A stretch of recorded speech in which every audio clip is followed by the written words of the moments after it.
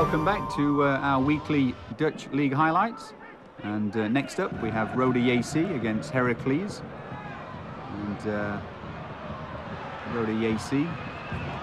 Oh, what a good effort that was. Rode JC playing the yellow strip, and Heracles with that tremendous effort, crashing off of the crossbar. Just see that one again. Not quite sure who it was, but it's certainly beat the Rode JC goalkeeper hands down there. So Heracles, in their first venture into this top flight, really have done pretty well. I must say, they, depending on the result this afternoon, of course, they could finish as high as 13th. So, ooh, Rode JC. Looked like it was Cissé there, yeah, Seko Cissé with the effort. Good work from Quansa. Still not cleared yet, but it is now. And Cissé's away down that right-hand side. Can he find his colleague? And he doesn't need to, does he? Because Seko Cissé, really from an interception, he's won the ball and he's run all the way down the right-hand side, and he puts Rode JC one goal up with, well, he did everything by himself, didn't he?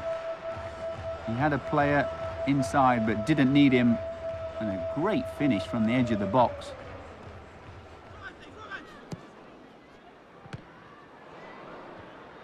So that goal coming on 27 minutes, and a little bit against the run of play, I might add, because Heracles had had quite a lot of pressure until then.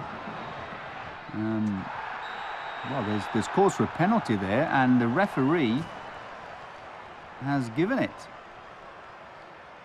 Referee Ben Hannacourt has given a penalty, and I'm not quite sure about that one, but at least it's going to give a chance to get right. Well, I was going to say right back in it, but Simon Sezuma on 38 minutes dispatches that penalty quite comfortably and takes Rode JC 2 goals up.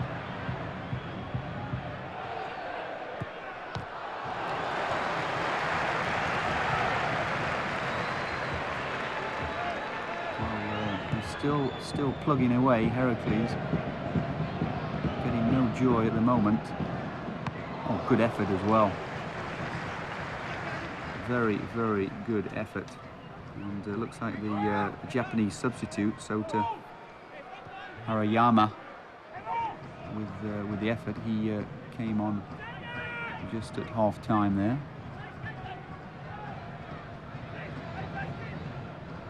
Still, Heracles keep battling away, and they do get their reward.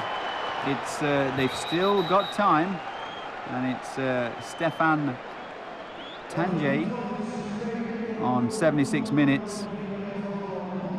Gert Jan Teramus with the assist here, and it's a little flick on, isn't it? Just that flick on from Teramus, and Stefan Tanjay really comfortably dispatches it. So 2-1. And is there still time? Well, maybe time for Rode JC third. It's the goal scorer once again. But Heracles do have a chance to get back into this. Maybe one last chance. Rode JC, if they do get a victory, they can finish as high as 8th, and that gives them a very, very close, wasn't it? Very close indeed, and it's the goal scorer Stefan Tanjay with the chance. As I mentioned, not long left in this fixture, and that is it. So Rode JC do get to finish in 8th spot, and that is a UEFA Cup playoff position for them. Heracles are going to survive for another season. Next up, Vitesse Arnhem against NEC, and Vitesse playing at home. Again, beautiful weather in Holland there, lovely sunshine, and what a great surface to play on. Remembering this is the last game of the Dutch season in terms of the rounds, the leagues. We do have some more playoff games here on TVB and highlights to come for you. So Vitesse in their yellow and black striped shirts, playing from left to right, and NEC have broken through straight away, and looks like maybe an offside. Not too happy with it. It's Rutger Worm. No, I think that's I tend to agree with the striker there, because I think he was at least level. Couldn't really see from that angle, but he's going to be very disappointed with that offside decision. It didn't look the right one to me. Vitesse with the strike from distance. Onur Kaya. And Vitesse coming again. It's a decent looking ball. Pull back, and it's going to be a corner. So NEC could have been a goal up if it wasn't for that offside decision. Oh, it's off of a crossbar.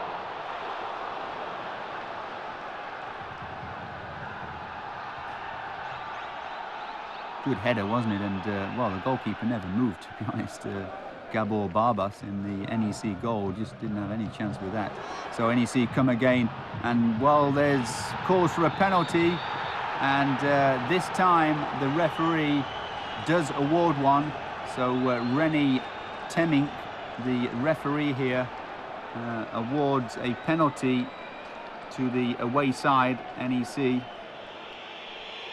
21,000 people in this stadium, and the away side could go a goal up, and Tinhino does make that 42 minutes right before half-time. Great time to score, wasn't it?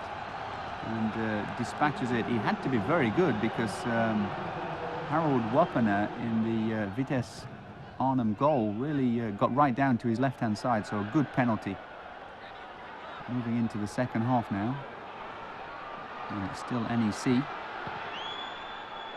We've got 2 or 3 players over. Oh, what a strike off the inside of the post. That's a good maybe 25, 30 yards out. And it's a tremendous left-footed strike from the goal scorer, Tinhino, once again.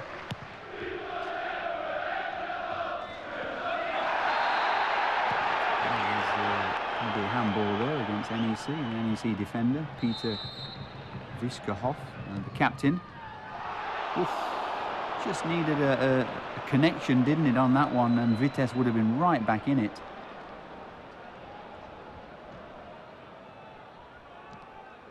A good ball in, hard and low, beat all the defenders. It's not, still Vitesse pressure.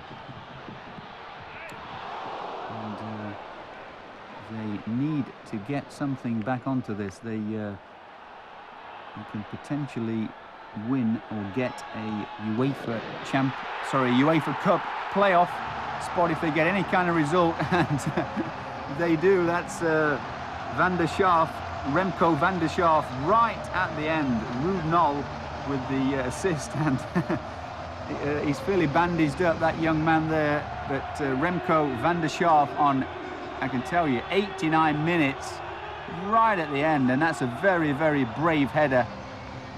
Very brave indeed, and it's going to finish, well, I'm pretty sure it's going to finish 1-1, because there's hardly any time left. That was right on the death of it, and Vitesse Arnhem get a point right at the end, 1-1.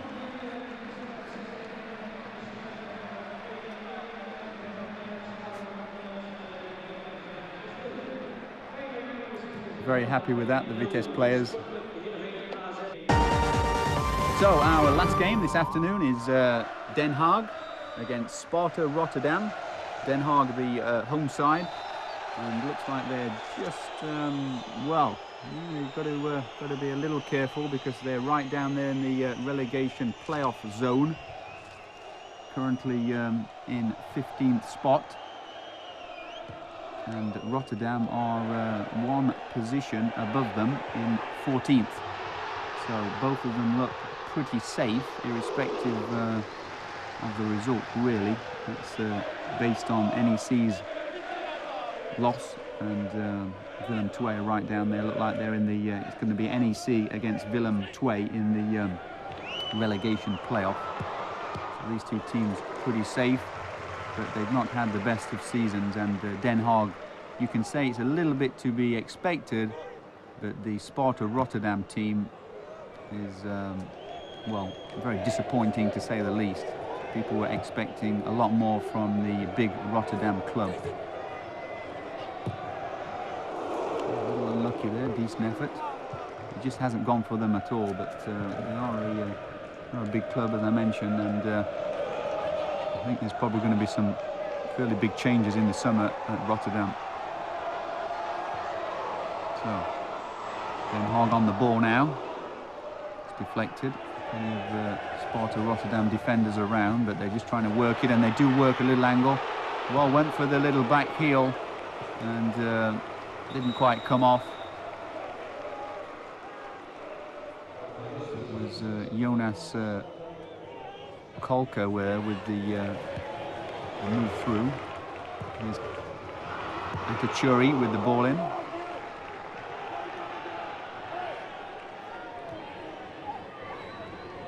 So can Rotterdam find something to get, and they can, because there's a couple of players over here, and could be could be the opening goal, but a good save in fact. Looking down the Rotterdam bench, and they can't be happy really, because that was a very, very good chance.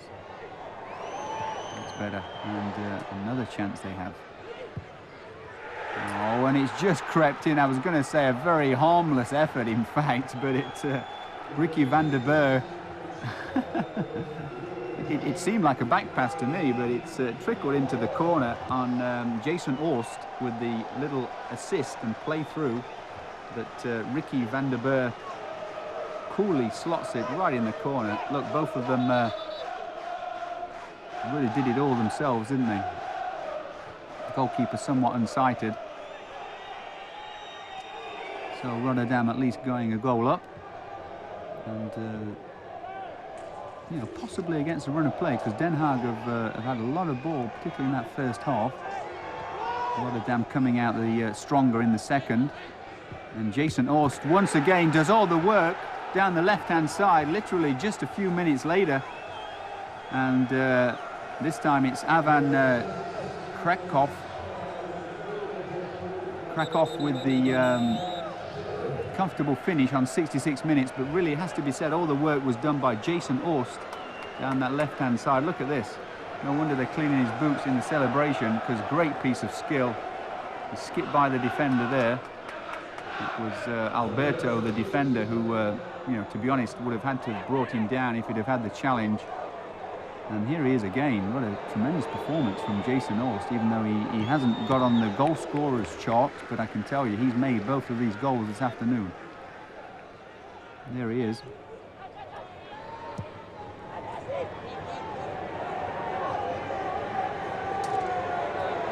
So breaking all the way through, and could it be a third?